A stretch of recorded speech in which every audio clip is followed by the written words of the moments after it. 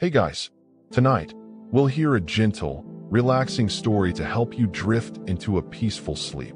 Make your bed comfortable, dim the lights, and take slow, deep breaths. Let go of all tension and allow yourself to be carried away by the story. Let's begin the story. The road was nothing but dust and mist. For miles, the traveler had driven without seeing another soul. The forest around him was thick with fog, swallowing the light from his car's headlights before it could reach the trees. The GPS had stopped working an hour ago. The signal bar on his phone stood blank and lifeless, as if the world itself had disappeared beyond this valley. He was used to solitude. After all, loneliness was part of his work. As a freelance journalist, he'd spent years chasing forgotten places and fading stories. But something about this road, about this silence, made his chest feel heavier than usual. It was not the kind of silence that brings peace. It was the kind that listens. The signboard appeared suddenly through the fog, its letters half erased by time. Welcome to Mornstead. Population count scratched away. Below, someone had painted a candle in white, dripping with crimson wax. He parked by the roadside and stepped out. The cold air bit into his lungs, wet and metallic. The faint scent of burning wood drifted from somewhere ahead. The village stretched low across the valley, crooked houses made of stone and timber, their roofs sagging like old bones. Beyond them, the forest rose like a dark wall, its trees reaching for the sky as though trying to claw their way out. When he entered the village, no one greeted him. A few figures stood by a well, washing vegetables in silence. Their eyes lifted for a moment but quickly turned away. A little boy, holding a red ball, stared from behind a fence, but when the traveler smiled, the boy dropped the ball and ran indoors. He tried to ask for directions, but each villager avoided his question with murmurs like broken prayers. "Don't stay after sunset," one old man whispered, without meeting his eyes. "Not safe for strangers here."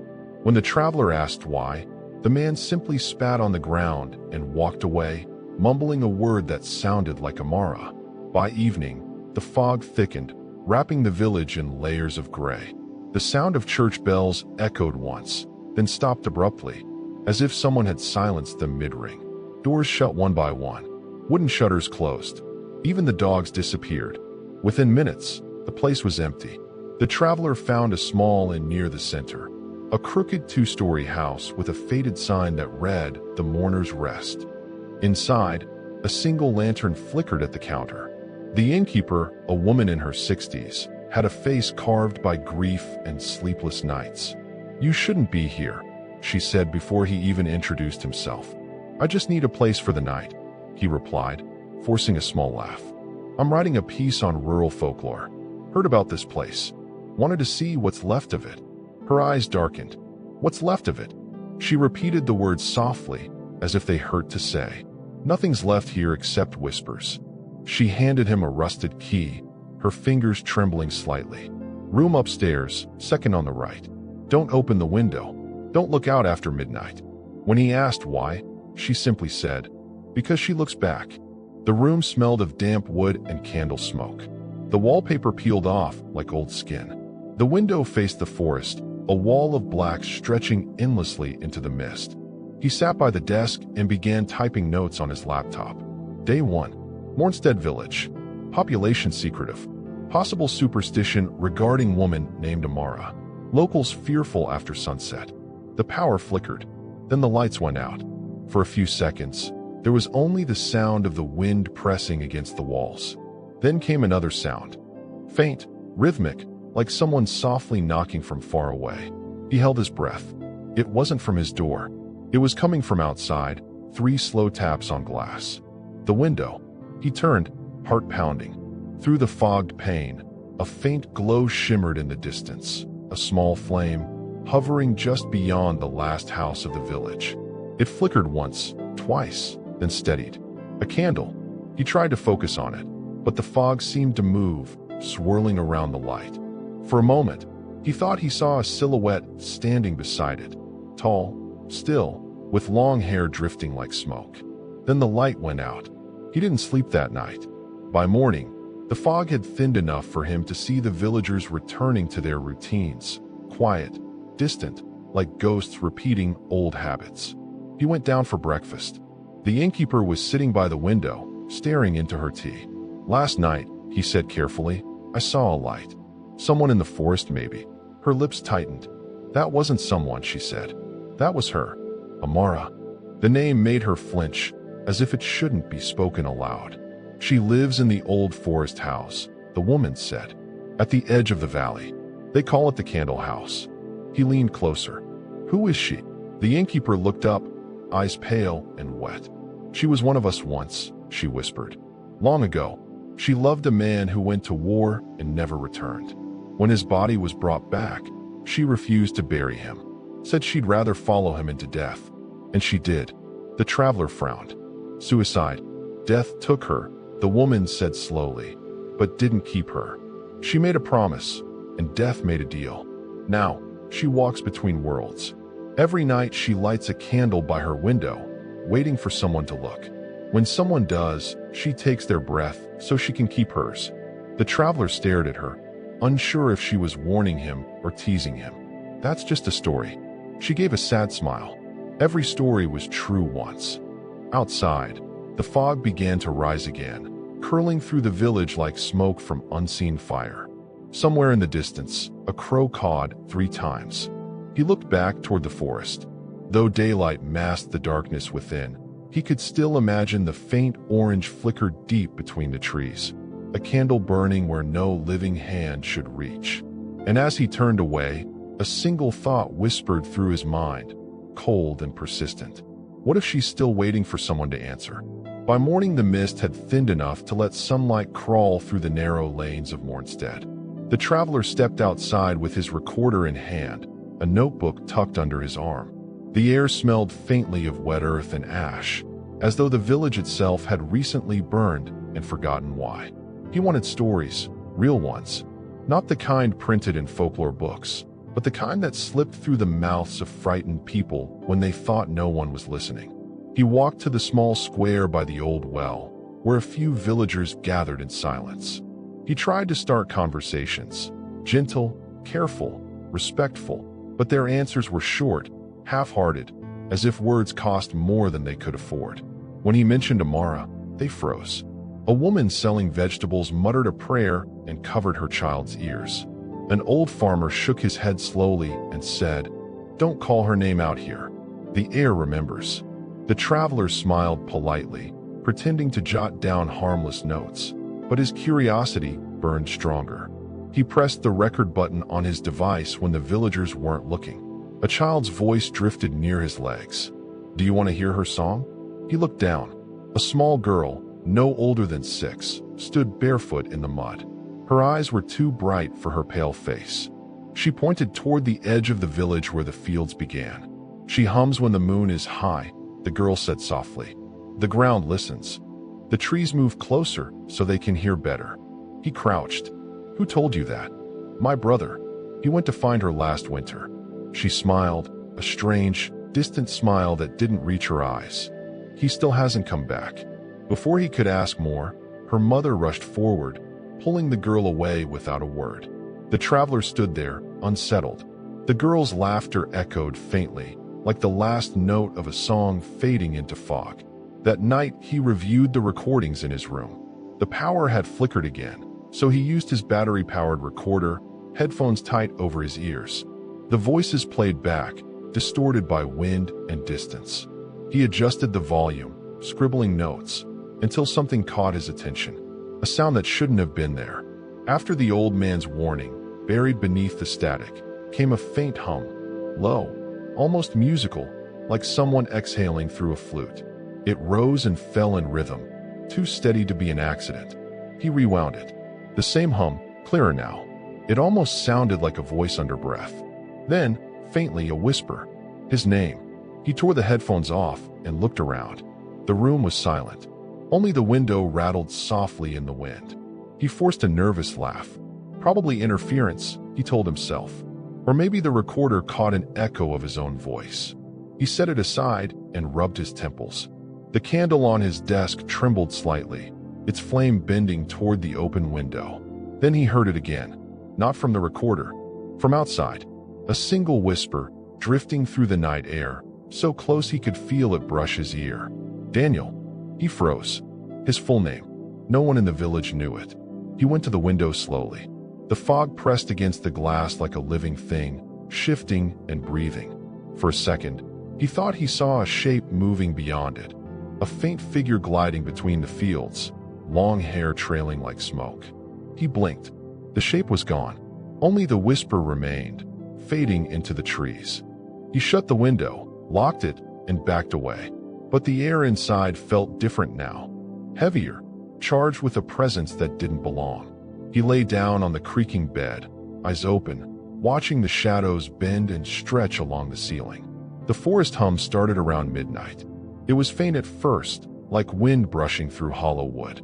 Then deeper, rhythmic, a sound too slow to be wind, too steady to be random. It pulsed like a heartbeat buried under soil. He sat up, listening. The entire village was silent, but the sound grew louder, not from the distance, but from beneath the ground itself. It was breathing. He pulled his coat and stepped outside, recorder in hand. The fog swallowed him instantly. The lanterns on the porches burned weakly, their flames bending toward the fields. Each step crunched the cold earth beneath his boots. The hum guided him, low, mournful, endless. When he reached the far field, he saw something move. The grass parted without wind. Between the stalks, faint glimmers like candlelight flickered. One, then two, then dozens, glowing faint orange in the fog. He crouched, trying to record. The ground trembled softly beneath his palm, as though something vast and slow was moving deep below. Then the hum stopped, and the whisper came again. Daniel. He turned. Nothing.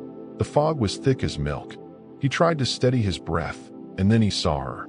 A silhouette standing at the tree-line, barefoot, still. The same faint light glowing beside her face, a candle that never went out. Her head tilted slowly, unnaturally. He raised the recorder, but his hands were shaking too much to press the button. The candle flickered once, and she was gone. He ran. Through the mist, past the well, up the steps of the inn, heart pounding like a trapped animal. He slammed the door and leaned against it, gasping. The innkeeper stood in the hallway, eyes wide, holding a candle of her own. You went outside, she whispered. He nodded, struggling for words. She called you by name, didn't she? His blood ran cold. How did you? She always knows, the woman said softly.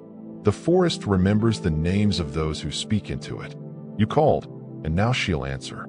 The candle in her hand flickered violently, its wax running like tears down her wrist. She'll come for you soon, she whispered. The ones she calls never leave Mornstead. He didn't sleep for the rest of the night. The hum beneath the ground never stopped, slow, patient, like the heartbeat of something waiting just beneath the soil. And when the first light of dawn touched the fog, Daniel realized the strange truth about Mornstead. The village didn't sleep. It only pretended to. The fog had not lifted for 3 days. Each morning Daniel woke to the same pale light spilling through his window, the same taste of damp wood on his tongue, the same silence that pressed against the walls like breath. The villagers no longer met his eyes. Even the innkeeper had stopped speaking except to slide him food across the counter, always without looking directly at him. He spent the day wandering through the narrow lanes, trying to collect what little courage remained in him. He told himself he wasn't afraid, that what he had heard, what he had seen, were tricks of exhaustion, sound carried strangely through fog. But a truth had begun to gnaw quietly beneath his ribs. Every road in Mornstead curved toward the forest. That evening, he stood at the edge of the last field. Beyond it, the woods rose like a single black wall, swallowing the fading light. Somewhere inside, a faint orange flicker pulsed once, then vanished. The candle. He hesitated. The ground beneath his boots was soft, wet with dew. The hum he had heard before was gone. In its place was only a hollow quiet, the kind of silence that waited for something. He stepped forward. The first thing he noticed was the smell, not of soil or leaves, but of melted wax and roses long dead. The scent grew stronger the deeper he went, winding through the trees like a memory. Branches clawed at his coat. Shadows moved when he didn't. He walked until the mist thinned enough for shapes to form. A crooked wooden fence, half buried in moss. A garden of wilted roses. And behind it all, a house that leaned slightly to one side, as if tired of standing. The candle house. Its walls were dark with soot. A single window glowed faintly, the light inside soft and golden, too warm for a place so cold. He felt a pull, not fear, exactly, but a strange tenderness, as though someone was calling him home. The door creaked open before he touched it.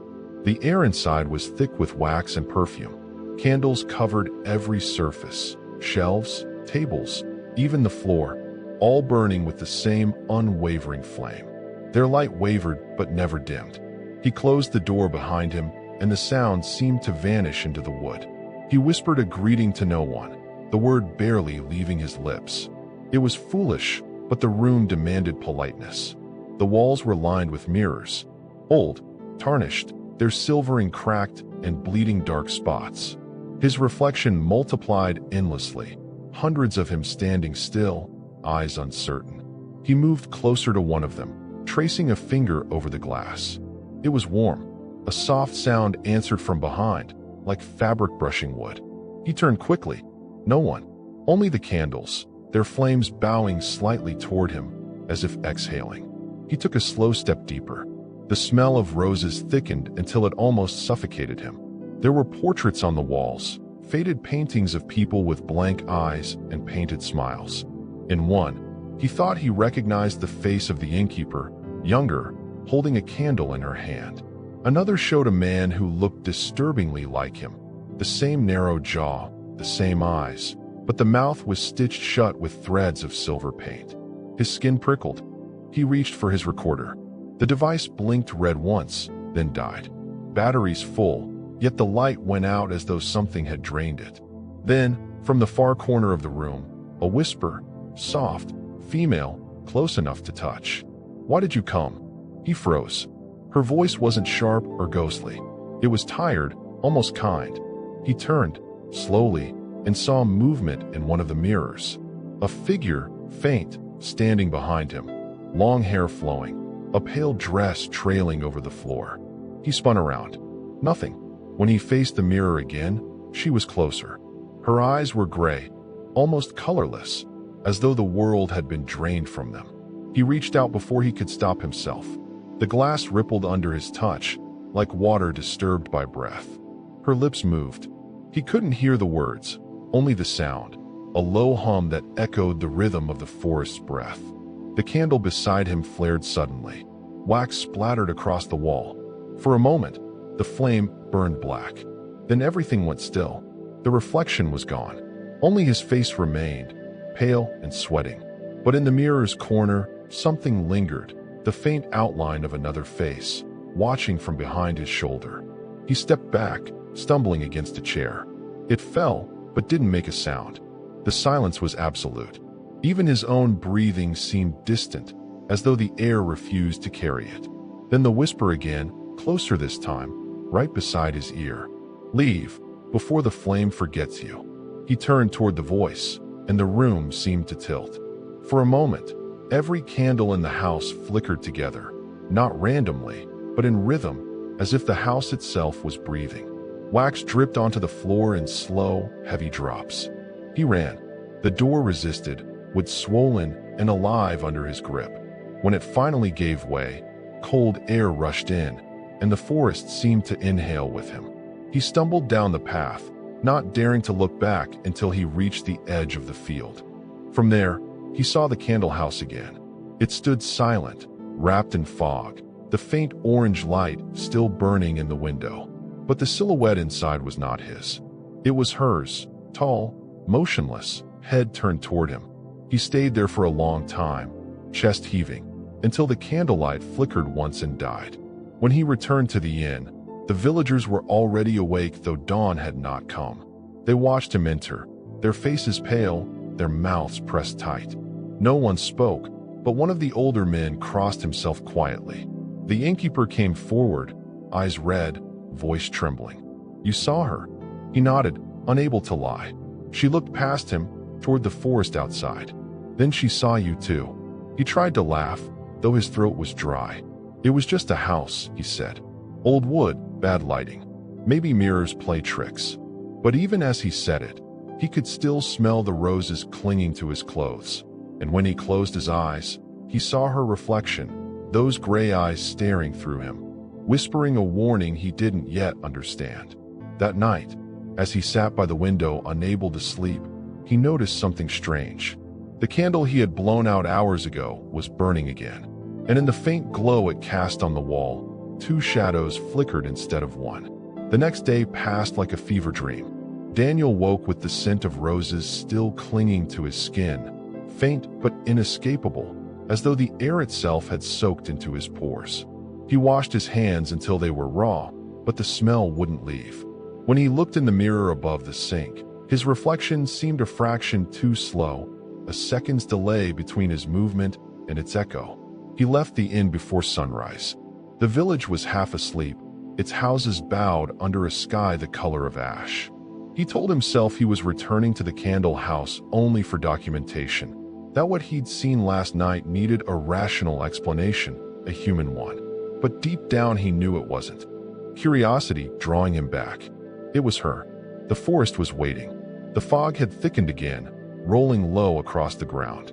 Every sound, his boots, his breath, the breaking of twigs, was swallowed by it. He followed the same narrow trail, each step heavier, slower, as though the earth resisted his weight. When the house appeared at last, it felt less discovered than remembered. The door was open. Inside, the candles burned exactly as before, steady, unyielding, their flames impossibly still. The scent of roses was stronger now, sharp enough to sting his eyes.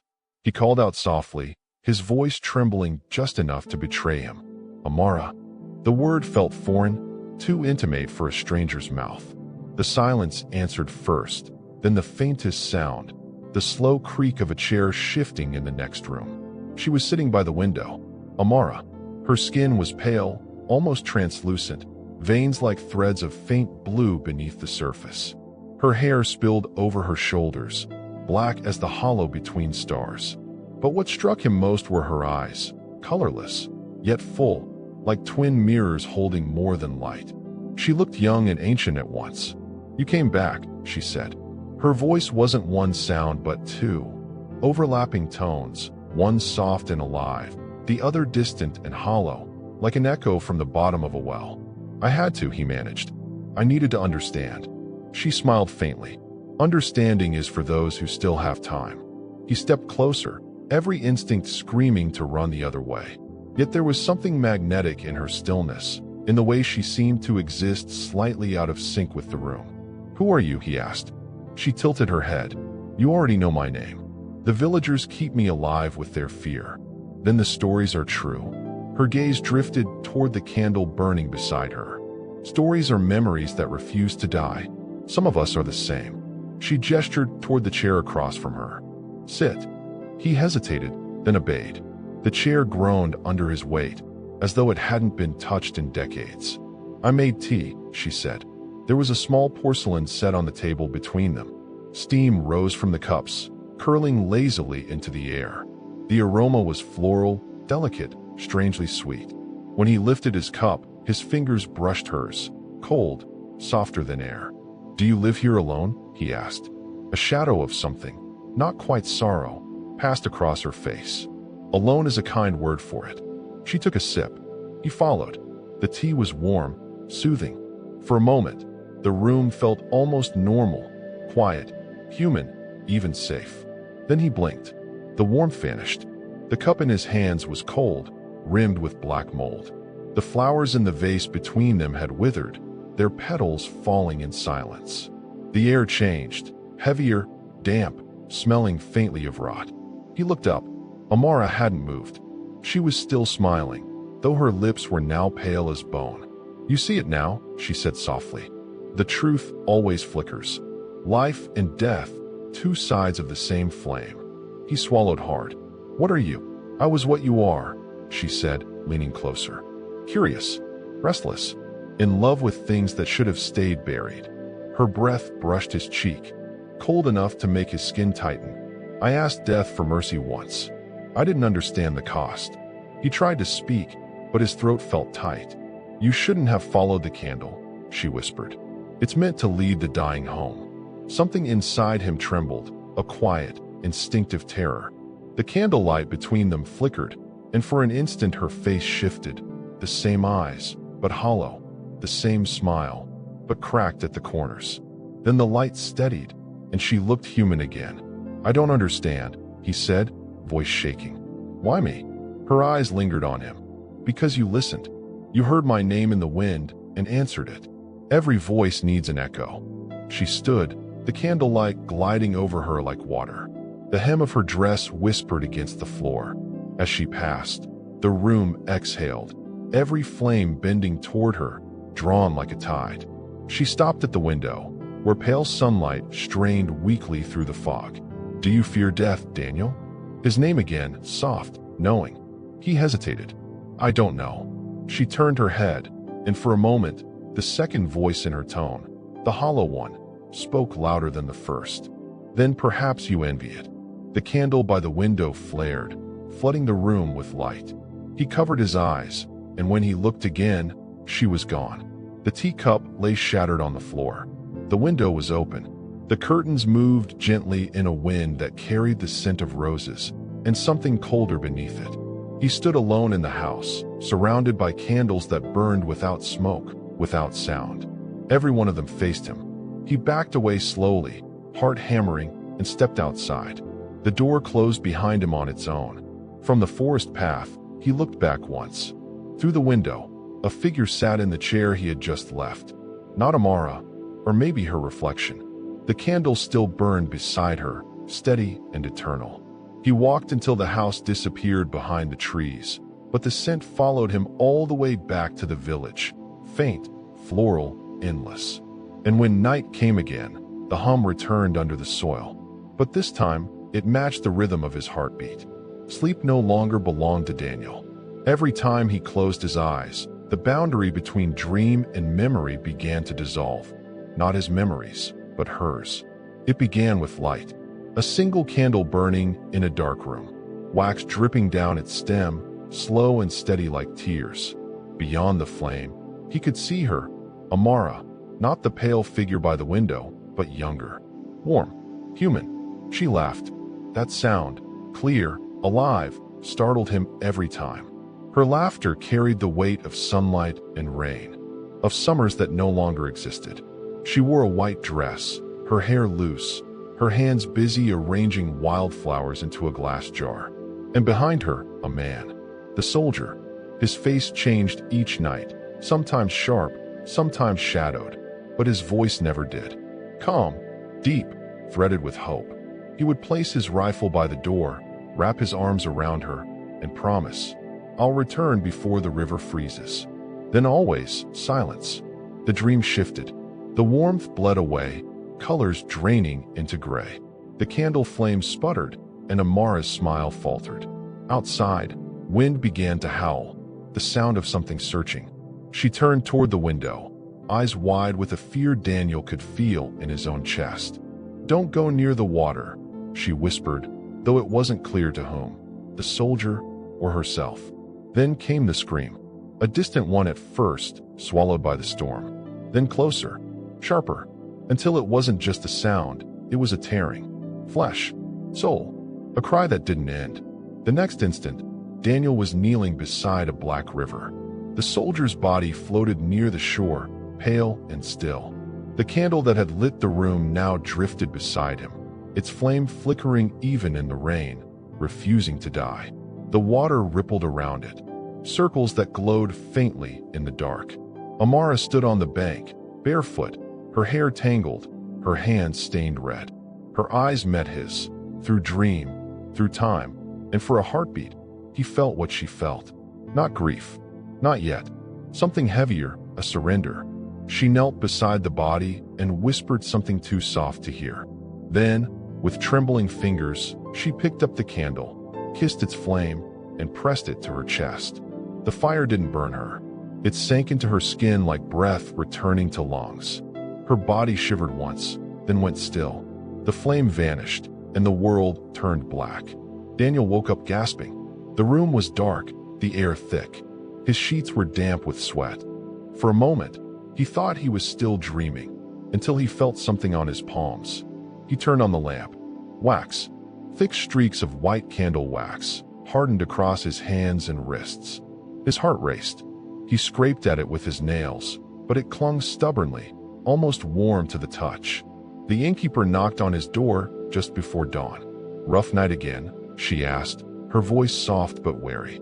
He hid his hands. "You could say that." She frowned, glancing at the candle on his desk.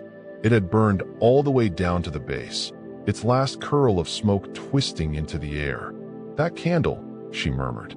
"You shouldn't keep it lit overnight." "Why?" Her eyes didn't meet his. "The old ones say the dead find their way through flames that don't sleep." Daniel said nothing. When she left, he sat alone for a long time, staring at the hardened wax. Then, slowly, he pressed his palm against the melted candle on the desk. The wax beneath was still faintly warm. He didn't remember lighting it. Outside, the fog had returned, thick, pale, alive. It pressed against the window pane like breath. And somewhere, faint but clear, he heard a woman humming. A tune he'd heard before, in the dream. He leaned closer to the glass. For a brief second, reflected in it, he saw not his own face but hers, eyes half closed, lips moving silently. And behind her, in the reflection's depth, a faint glow, a candle still burning underwater. He stumbled back, heart pounding. The reflection vanished. But when he looked down, his palms were wet again, not with wax this time, but with river water, dark and cold as the night. He didn't sleep again after that. And when dawn finally came, the scent of roses filled the room once more, faint, but unmistakable. By the time dusk fell, the fog was already waiting for him. It didn't roll in from the hills like it usually did.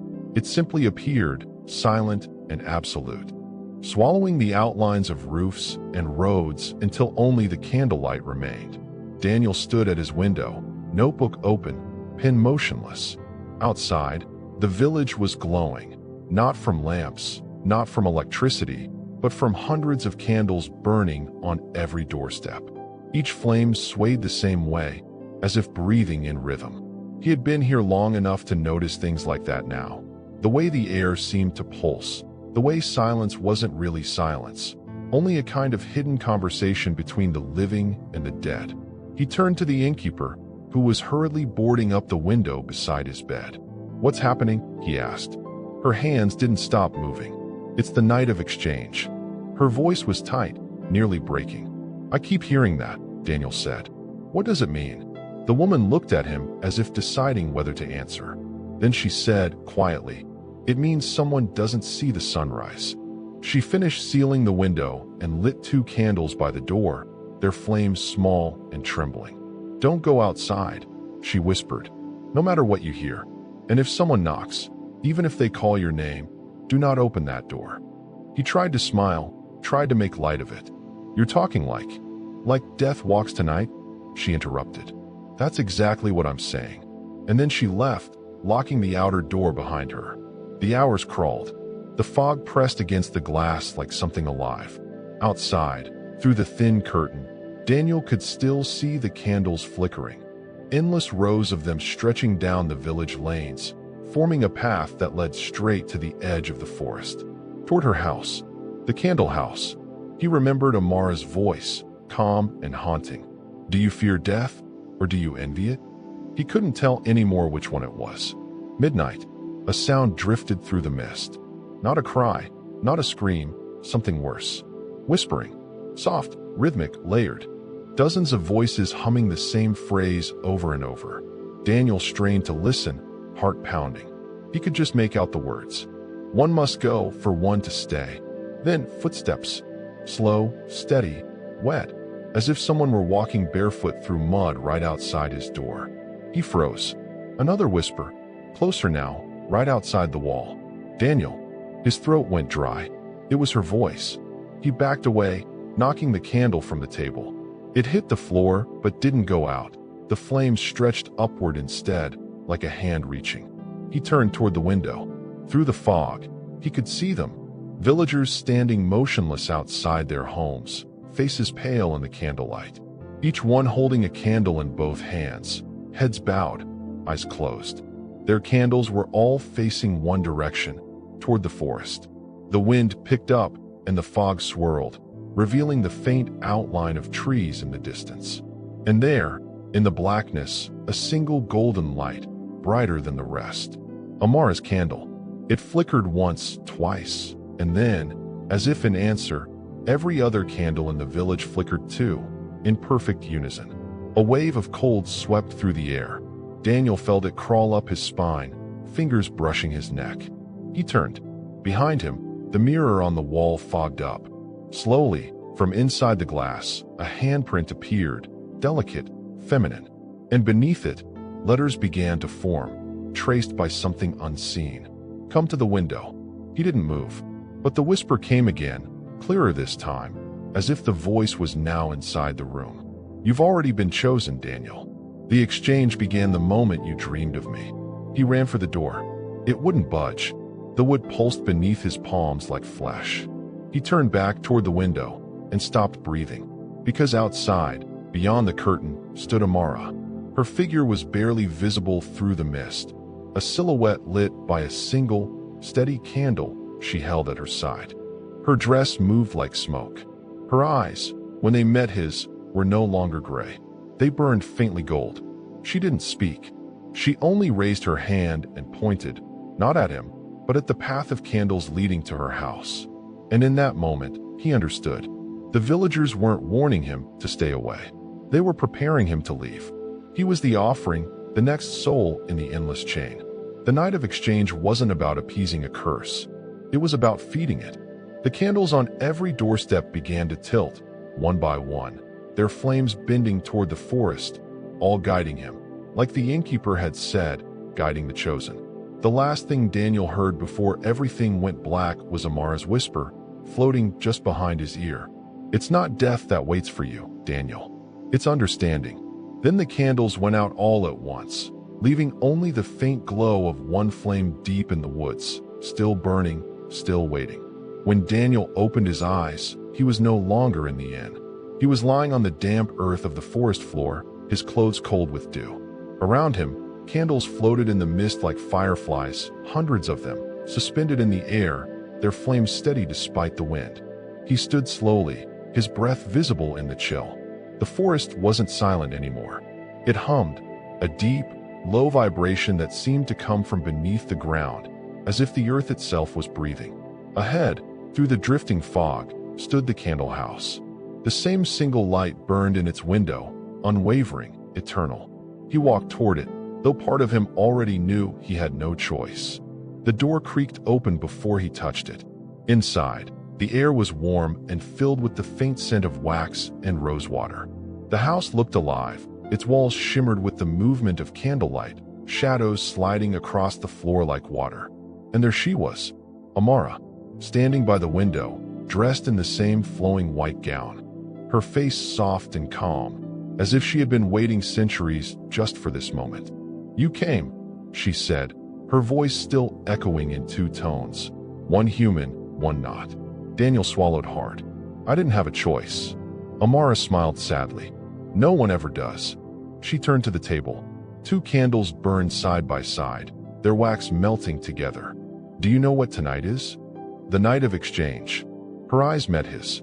"Yes, the night when the bridge must be rebuilt, when one soul leaves the mortal path and another returns." "Return from where?" Her gaze drifted to the window. "From the other side, from where death sleeps." Daniel stepped closer.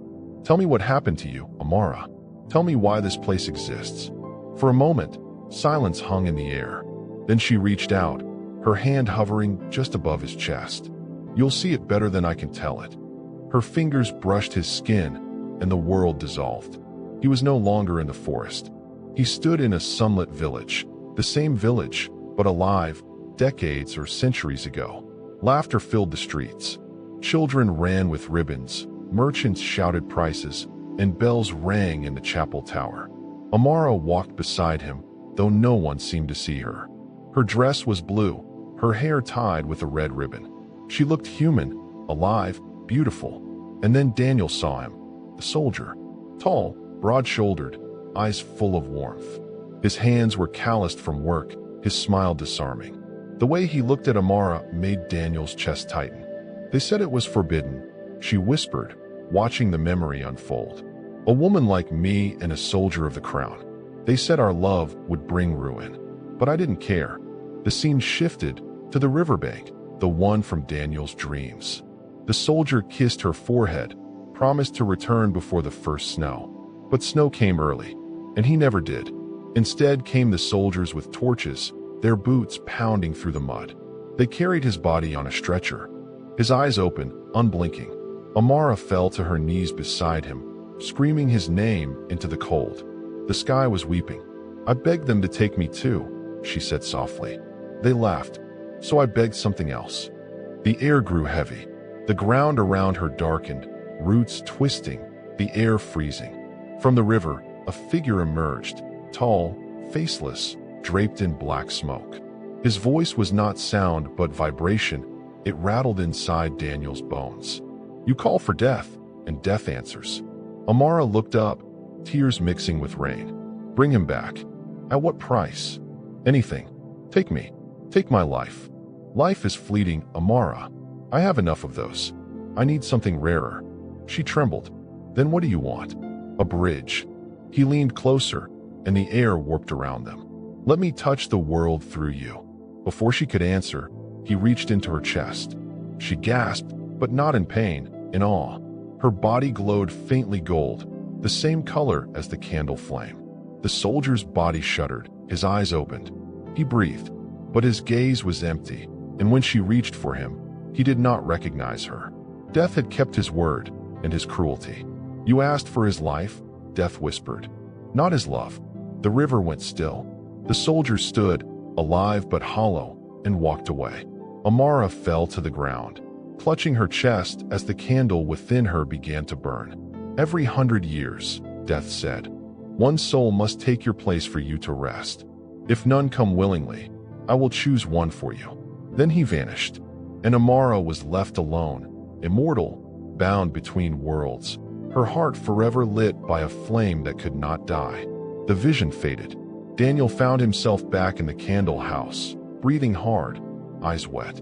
Amara stood near him, her face glowing faintly in the candlelight. Now you know, she said softly. Now you see why I can't let go. He stepped closer, anger and pity mixing in his voice. You made a deal with death, and now you make others pay for it. Her eyes shimmered. I didn't choose this curse. I just can't bear the silence anymore. Daniel's voice broke. You don't need to steal life to feel alive. She smiled faintly. And yet, you're still here. You could have run. You didn't. He opened his mouth to reply, but no words came. Because she was right. He hadn't left. He couldn't leave. Something inside him, a quiet, heavy warmth, kept him near her.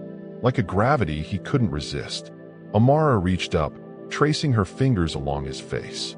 Her touch was cold, yet it made his skin tremble with life. Do you see, Daniel? She whispered. Death is not the end. It's the price of love. And before he could pull away, she leaned forward and kissed him. The candlelight flared. For an instant, he saw everything. Her centuries of loneliness, her endless waiting, her yearning to feel warmth again. And deep beneath it all, the presence of something vast and watching, waiting for the bridge to be complete once more. When the light dimmed, she was gone. Only her voice remained, drifting through the room like a sigh. One more step, Daniel, and you'll understand what forever truly means. The candles burned lower. Outside, the fog began to move again, not with the wind, but as if something inside it was breathing. And somewhere far off, the sound of footsteps echoed from the riverbank. The forest was not the same when Daniel stepped outside. He could still see the outline of the candle house behind him, that frail wooden frame glowing softly in the fog. But each step he took seemed to stretch the ground further. The path looped back on itself. The trees leaned closer, their roots crawling across the soil like veins seeking blood. He walked faster, then ran. But no matter which way he turned, the forest followed, shifting, whispering, breathing. Every few seconds, he could hear her voice carried through the mist. Soft, sorrowful. You came here to understand death. Now you will live it. The air grew heavier with every breath. When he looked down, his footprints were gone. The dirt beneath his boots pulsed faintly, as if the earth itself had a heartbeat. He pressed his hand against the nearest tree trunk and felt it exhale. He stumbled back. The bark wasn't bark anymore. It was skin. He could feel warmth beneath it, the slow, rhythmic thrum of something alive.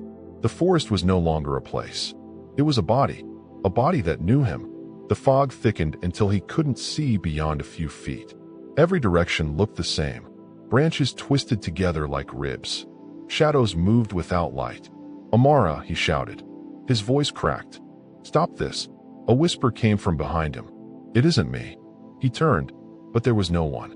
Only the faint smell of roses. His breath came in short gasps.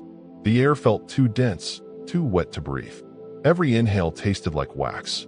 Somewhere nearby, wood creaked. He spun toward the sound and froze.